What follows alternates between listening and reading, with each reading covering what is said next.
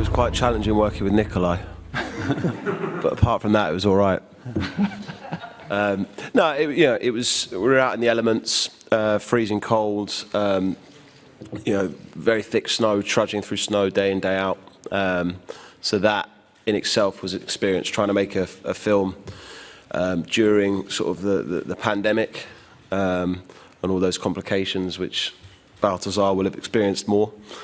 But I think going through it with another person weirdly makes it easier, because you're not both, you're not starving on your own. You're not eating together. You're kind of discovering the whole thing as a pair. And I think that for me makes it easier. And then just like in terms of like you saying about films that have changed your life, like for me, I did A Prayer Before Dawn, like a Thai boxing prison movie. Similar sort of thing. It's like for me, I love these opportunities to play real people in worlds very different to the one in which I live. We spent the last 2 years stuck inside our living rooms, stuck inside our kitchens, unable to do anything really, chained to our desks, and to go and experience some of this beauty, and also the kind of the loneliness that comes with that, the isolation, was really quite magical. So yeah, it's a joy to do these kinds of things. Yeah. Yeah, I mean, it was challenging, but it was also so enjoy. I mean, I had so much fun doing this movie. As Joe, one of the things we wanted to do early on, me and Peter, was that we were very sure that we wanted to shoot everything on location, because first of all, we think it looks better, and also because as an actor, selfish reasons, it's just easier. You just react to the elements. And then we were very lucky, of course, that Netflix wanted to make this film with us. And then to get Balthazar from Iceland as a producer who has enormous experience, an incredible crew in Iceland, and then later in Greenland. And then, you're right, we had COVID, but the funny thing was that it was almost like a blessing in disguise, because we had to do a COVID bubble, which meant that we were all together all the time with the crew, which was just fantastic. Also because everyone had been stuck alone for a long time.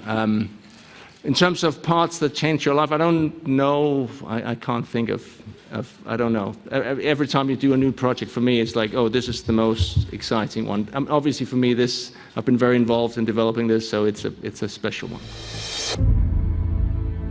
I mean, I think the miracle was how the two guys survived for 3 years, and I think that is still, it was just a miracle. But I think, what we are telling in our story, and I think is the truth, that they survived because of each other, because of the friendship. And you had one guy who thought he could do everything on his own, but of course he realizes that he couldn't. He needed Ivar. And I think that's the very simple beauty of that story. Just one thing I want to say, because we shot in Iceland. We also shot in Greenland, and just a shout out to Greenland is a very young country. It's enormous, only 55,000 people. We went and shot there with a Greenlandic crew, and they were incredible. We just really impressed, and we went to location on snowmobiles for 2.5 hours. In minus 25 degrees Celsius. It was incredible. We had minus 27, and we pushed the German film equipment to the limit, I would say. But it made it. It worked. But just, I think it's important because, the Greenlandic film industry needs praise. And that was very impressive, how they managed under the circumstances. It's really impressive, It's a young country, but on a great rise. Yeah. I also want to add to what you said about, because I feel like, same as Nikolaj about those two characters, but I also think what makes them survive is how they're different, One is suppressive emotionally, and the other one is open and kind of naive. but he kind of becomes his savior because emotionally he is open and helps him in a way through it. I love that about the story, how these two different, you know, kind of, it isn't the skill, it's the humanity and friendship that carries them through in the end of the day. And also, we shouldn't underestimate the importance of 20 women on a postcard from 1908, where these two guys, you know, made up stories and relationships in their imagination about the women on the postcard. Yeah. So these 20 women from Denmark. Yeah, send a special thanks to them. Yeah. I think that's what we do, isn't it? We constantly make up stories based on like memories, you know, like we were talking about that earlier today. We're sitting together talking and they said, well, 10 years from now, we'll think back and suddenly another character will have appeared at this and we'll, you know, we make up stories of everything. Of course, here they have, that was really the moment in the book. It's a short little paragraph in the book where he describes this postcard. But that was where I got really excited because he describes how they fell in love with these women and how the women became real in their minds and how that was the one moment in their story where they had a falling out. And we saw this old footage of these two old men sitting together 40 years after, and they still were like, yeah, well, there was that one time when you betrayed me. And I just thought it was so beautiful because it wasn't real. But of course, what is real? And you said, as you said today, like dreams, are they not real? Or, you know what I mean? Like it's, so you're right. It's all storytelling, I think. Yeah, for me it was a really different role. Something, you know, when I read it, I didn't initially know how to find my way into this character because he's quite different from me. You know, he's relentlessly positive. He's upbeat. He's excited to be around this celebrity. He's in awe of him in a lot of ways. I can't say the same for. You know, and I actually, you know, really hugely respect Nikolaj as an actor and as a performer. So weirdly, there were elements of truth that I could bring to this. Also, from London, I have no, you know, understanding of kind of the elements and where Baltzar and Peter put us.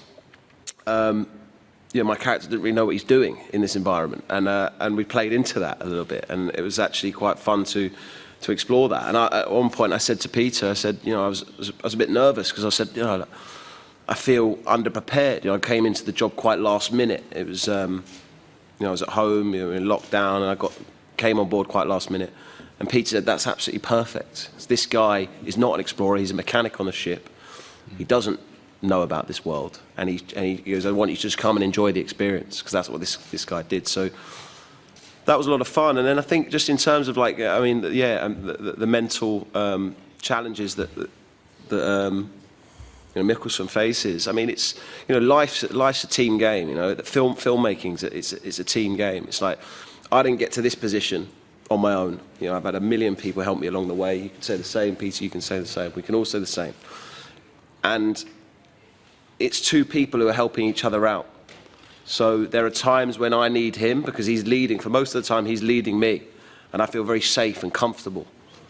And then there are moments where he's losing his mind a little bit. And my character has to step up and show a stoicism and an inner strength. So for me, you know, you want characters with depth. You want characters with you know, multifaceted characters. And I felt like this character wasn't everything. You know, there was more to this character that we brought out as the film went on. That was a lot of fun. I guess you could probably say the same for your role.